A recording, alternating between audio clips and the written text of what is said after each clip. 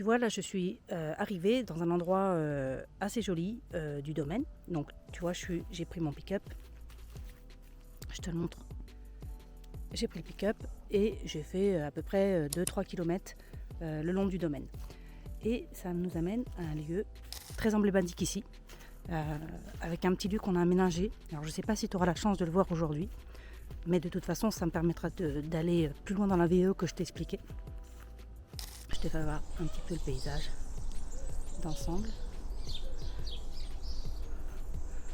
avec les vues magnifiques que l'on a depuis ce petit promontoire. Et là, on arrive à un lieu qu'on a aménagé, qui se trouve être ces petits bancs naturels et ce petit espace là que tu vois. C'est un promontoire dans lequel on a un point de vue sur une des limites de propriété, avec, je ne sais pas si tu les verras voler là d'ici, je ne suis pas sûre de ça, j'espère, des vautours. Des vautours qui se nichent sur cette falaise là, toute la falaise que tu vois ici, tac tac tac tac. C'est une superbe falaise. Et puis ils se nichent aussi dans les arbres là. Voilà, tu vois, ils se nichent un peu partout dans cette falaise là. Et ils se nichent aussi de l'autre côté. Là tu vois c'est quand même très très très haut.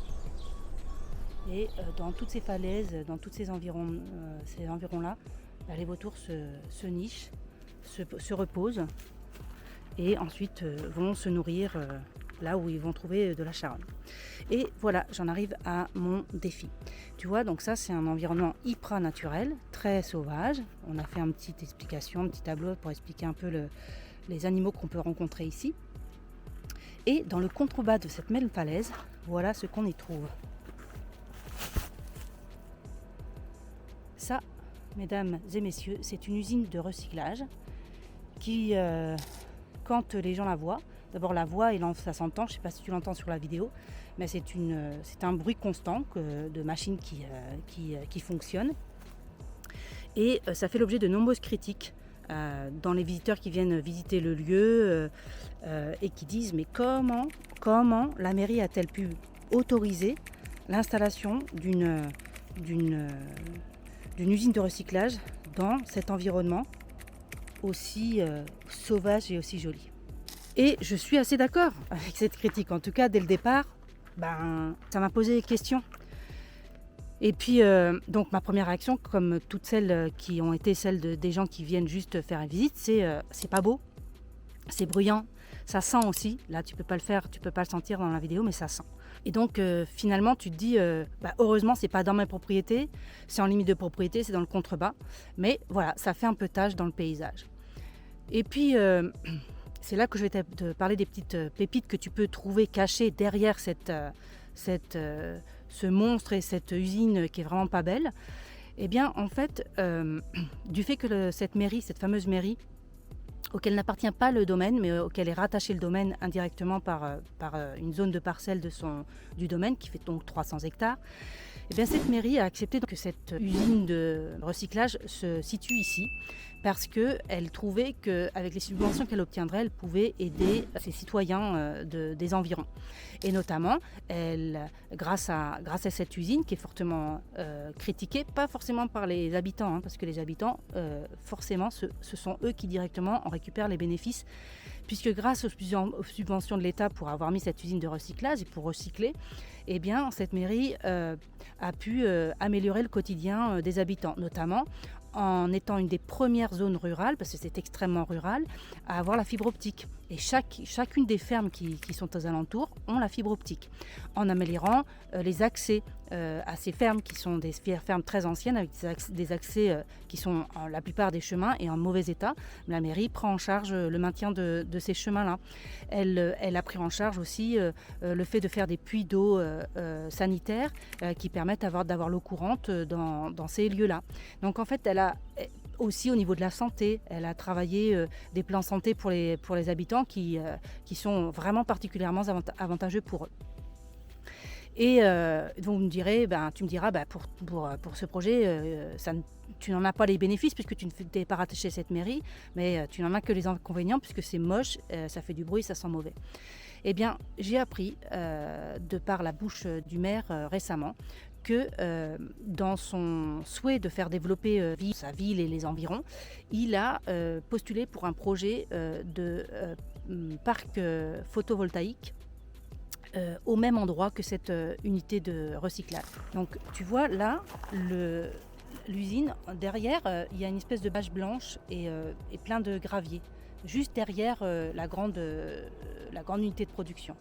Et puis il y a des petits engins. C'est sur cette zone-là dont je t'ai expliqué que le parc photovoltaïque va être situé. Et tu vas encore me dire, mais quels sont les avantages pour toi? Eh bien, la loi stipule que si tu es à moins de 2 km d'un parc photovoltaïque, tu peux y être raccordé gratuitement. C'est-à-dire qu'ils ont l'obligation à toute propriété qui se trouve à moins de 2 km de les raccorder, que cette propriété soit enregistrée à la mairie ou pas. Et c'est mon cas. Parce qu'en fait, à vol d'oiseau, on est à moins de 2 km. On est à 1 km 900 exactement. Tu vois, c'est là où je te parle d'attitude. Moi, j'ai rien fait dans tout ça. Mais j'ai été surprise au départ. J'ai rencontré le maire qui est hyper dynamique, qui a 35 ans. Ça fait 10 ans qu'il est sur le poste et qui comprend les défis et qui comprend, comme moi, que pour arriver à atteindre des objectifs et pour arriver à améliorer le quotidien ou la vie des habitants, il faut faire des compromis. Et cette usine de recyclage c'en est un. Et pour moi, aujourd'hui, c'est aussi une opportunité parce que tu as vu les toits que je t'ai montrés tout à l'heure, des maisons du XVIIe siècle ou même de la chapelle du XIe siècle. Comment veux-tu que je mette des plaques solaires là-dessus? Enfin, ça n'a pas de sens pour moi. C'est dévier le problème et trouver des solutions à court terme qui ne seront absolument pas les solutions pour lesquelles je vais voter. En tout cas, s'il ne me reste que ça comme option, ben oui, parce que j'en fais aussi des compromis, beaucoup. Mais quand je vois ces opportunités-là, qui ne sont pas dans mon domaine, qui font déjà du bruit, qui salissent, enfin qui salissent pas, attention, ça fait du bruit, ça sent mauvais parce que ça recycle. Et puis c'est pas beau au niveau de l'esthétique de l'environnement, mais ça a son utilité, c'est le recyclage. On parle beaucoup de recyclage, mais il en faut des usines de recyclage, sinon on recycle pas. Donc un côté on est pour le recyclage et d'un autre on n'est pas pour le fait qu'une usine de recyclage soit juste à côté de chez nous.